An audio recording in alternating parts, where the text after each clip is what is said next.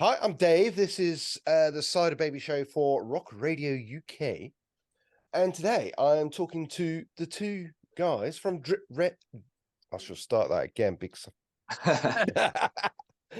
Okay. Three, two, one. Hi, I'm Dave. This is the Cyderbaby show here on Rock Radio UK and the magazine, I should say. Today I'm speaking to Drip Fed Empire. Hello. Hello. Hello. You do pick a name that I can't tell. I can't say. It's an old man thing, tripping over the tongue. Happens to the best of us, don't worry. Ah, no worries. Right, tell me about yourselves. I've got to be honest, I know next to nothing, but I've heard your album that's coming up for release next year, and it's absolutely stunning. So, just tell me how you came to be. Cool. Yeah, So like we've been around quite a long time. Technically speaking, we were a duo. It was a project that we started at university, Right. between me and the drummer, through sort of on and off hiatuses.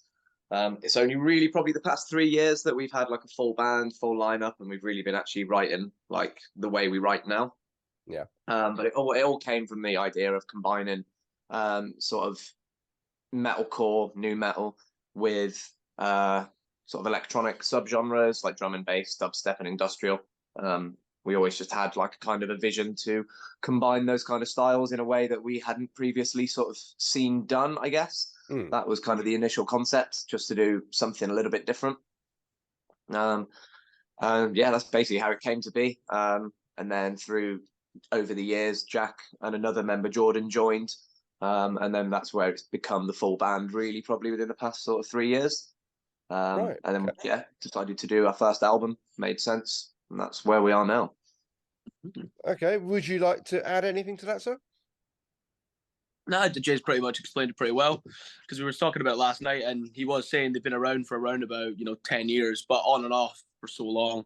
And it's only in the last 3 years that when the lineups happened, more stuff seems to have happened. Because I was a fan previously, so even now being in it, we've done a lot more than those previous years before I had joined. Just kind of one of those things when you get a full lineup and it kind of works, you just think do a lot more than we were, I guess. Yeah. So your sound, you're quite right. There's not much around that like you have at the moment. Is new metal, metalcore. I mean, a closest analogy I'd say is like Steven Nikira, but a lot heavier. Is that a fair? Is that a fair comment to you? Yeah. We met the Steven Akira guys a couple times now, and they're absolutely great. So yeah, and we've opened for them and stuff like that. But yeah, I see why people would think that those kind of things do clash, but we're just that, because like tuning wise, we're a bit lower, vocal wise, we're a bit more growly and a bit more angry. Is it angry in real life as well? We're all happy. Okay. So you've gotten together a new album, or a debut album, I should say, which is going to be released on the 24th of January, I believe.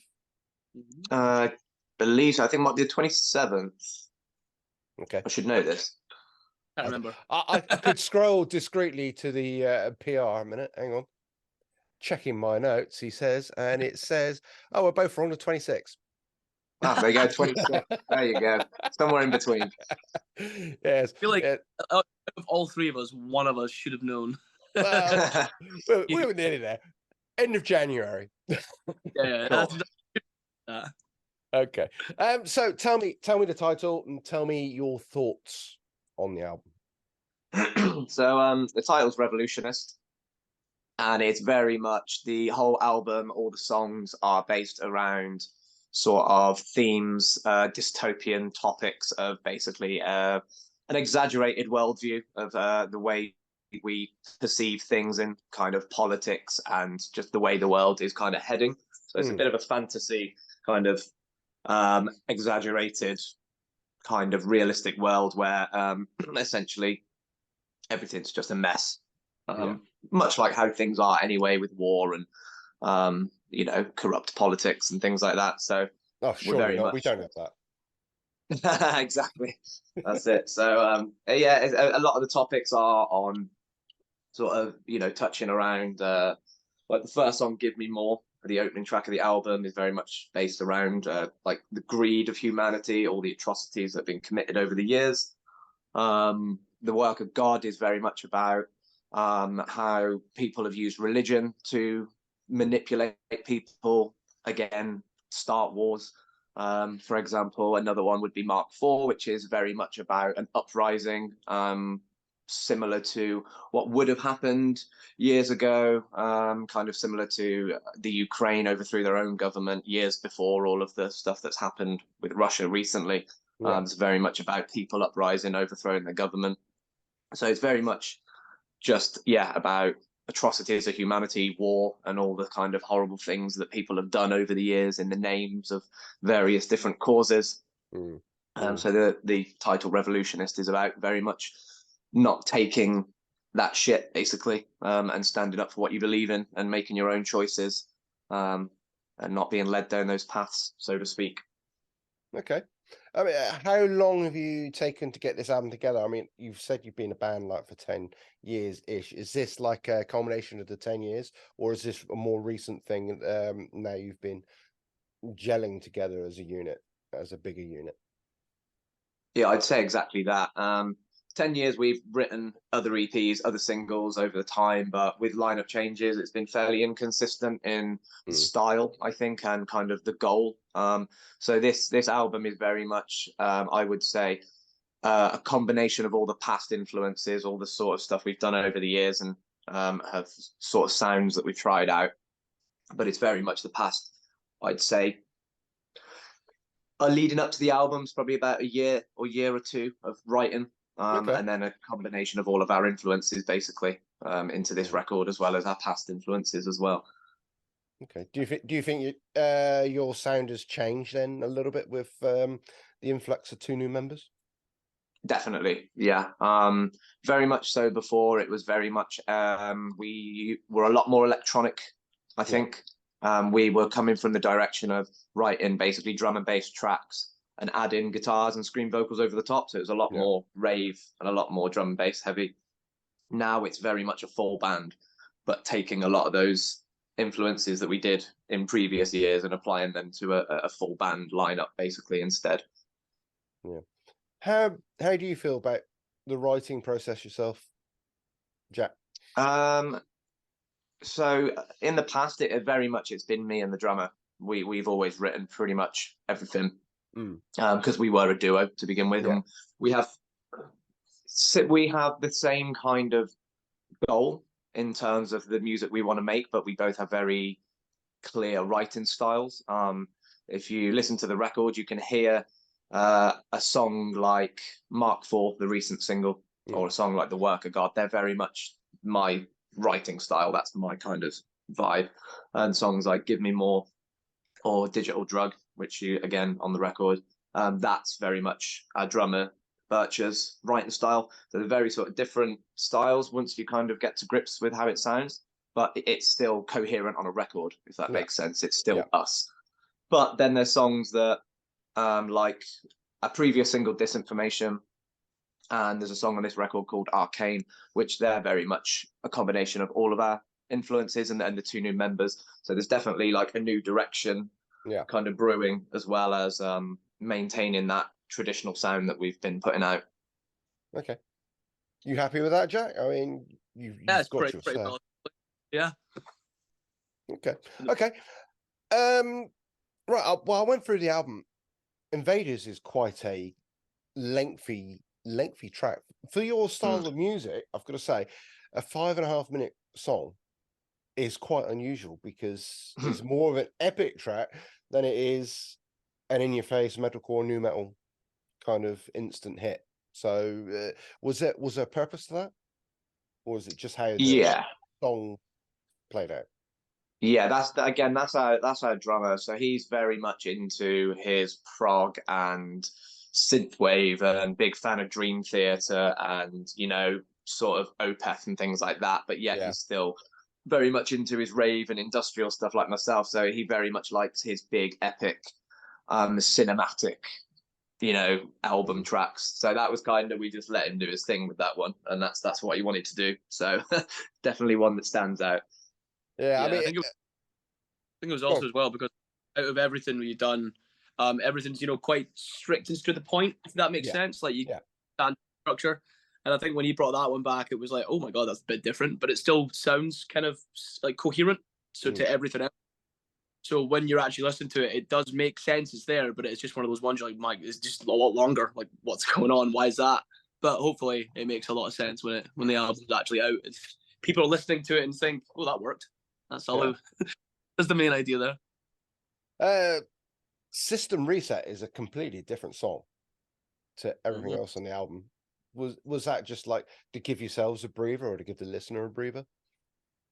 Yeah, so that's very much one of my pieces.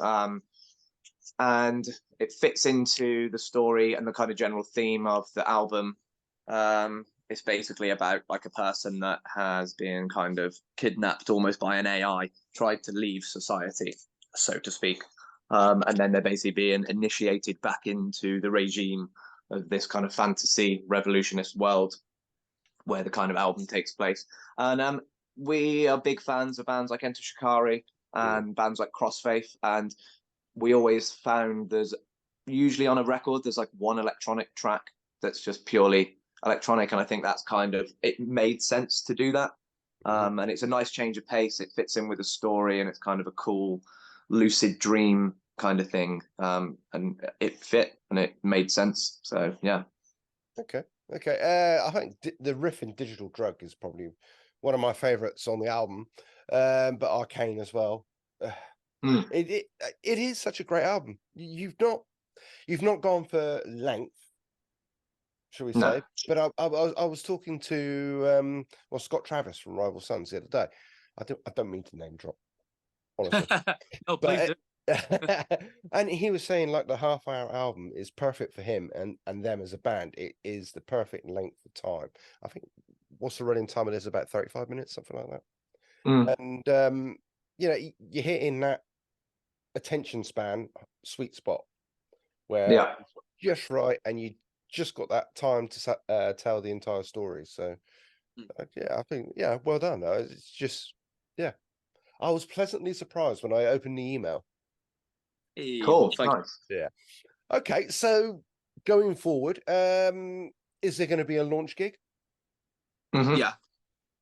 Right. So, so what are you going to that do? is penciled. 26th, we are doing a Bristol show, which is our hometown headline. Yeah. That will be the album launch. So the day the album drops, gig the same day. And then we're looking to follow that up with, we've got a Nottingham show penciled the following weekend. And we are potentially looking at Cardiff and some other places. But it's kind of, basically the launch day gig is sorted. And we're just trying to get some other things together to support it. Okay, has that been announced officially yet, or is it's not been announced officially yet? No, we've just confirmed the lineup for it. So I won't give away too much. Right. But it will be announced in the sort of next 7 days. I would hope. Okay. Oh, that's my phone going. Sorry about that. So I assume people can get tickets for these events on a website or anything like that, or is it? Yeah, you can go to any of our social medias. We have a link tree with all of our current gigs, links to tickets. You can also go on our Spotify, and you can get tickets and links through our Spotify profile as well. Okay. So for an old fart like myself, I mean, I'm still buying CDs, and you mentioned Spotify, the hate word, but are you just going to be concentrating on streaming, or are you going to be releasing physical products as well? Yeah, we'd like to do both. We really want to put like a there, because even in the past, like I've had people ask about vinyls, just because it's one of those they're relatively expensive, so we're basically just going to see how the CDs and all that do. But we've kind of wanted to do vinyls for the longest time. Yeah. So I'm gonna have the physical copies of these things for sure. There's no doubt about it, because I, like yourself, I collect CDs. I like having a copy in my hand. It just makes it feel a bit more personal to me. Yeah. So I've actually got the idea of the fact that if a band has it, that's going to be one of the first things I'm going to look at, because usually they're pretty cheap considering, maybe like a tenner, and then have it in my hands. It's a real thing instead of kind of seems dispersonal when you're like on a streaming service, like, oh guys, I've been listening to you on Spotify. I don't know what that means to me. For whatever reason, that just kind of goes like, oh, well, thank you. It's nice of you. Don't get me wrong, but if you're buying the physical album, it means you're holding something that we created in a weird way. Yeah. I mean, the common feature of a lot of bands today is to just release single after single after single. I mean, so a debut album is quite a brave step. Do you think that's what your fans wanted in the first place? Is that the feel you got from the guys in the crowds? So we did discuss before we did the album whether to go down the single route, whether to do an EP, and we all just felt an album seemed like the right step because, again, going back to how long we've been about, we've done the kind of, a 5-track EP with X amount of singles. We've done single, another EP. It just seemed like the logical next step to do an album. And we still can create 3 singles from it. So we can still release a single, then the album, and then like another single to follow that up with. So it's just something for everyone. I feel that way. We can still release the singles, which seems to be, like you said, what a lot of bands go for now. But then also have a physical album out there for people that enjoy albums. I think it's maybe a generational thing. Some of the younger fans probably will be more drawn to the singles, and maybe some of our older fans will probably be more enticed to sit down and listen to the record. But again, there's attention spans and things like that play a part in, I guess, why people release singles. So it was a difficult decision, but it seemed like the right call to do, basically. Yeah. Okay, brilliant. Well, I'm going to wrap it up there, guys. You've made a stellar album. I mean, I'm an old fart, and I really love it. I mean, it's new, it's fresh, it's exciting, and it's something that's a little bit different to everything else that's out there at the moment. And I really appreciate the effort that you've put into the product, and I wish you all the very best. So hopefully we'll bump into each other one day very soon, and I get to witness a gig at some point as well. So thank you, guys, and all the best. Thank you very much for having us. Anytime, man. Yeah, appreciate it. Okay, take care. You too, buddy. Bye.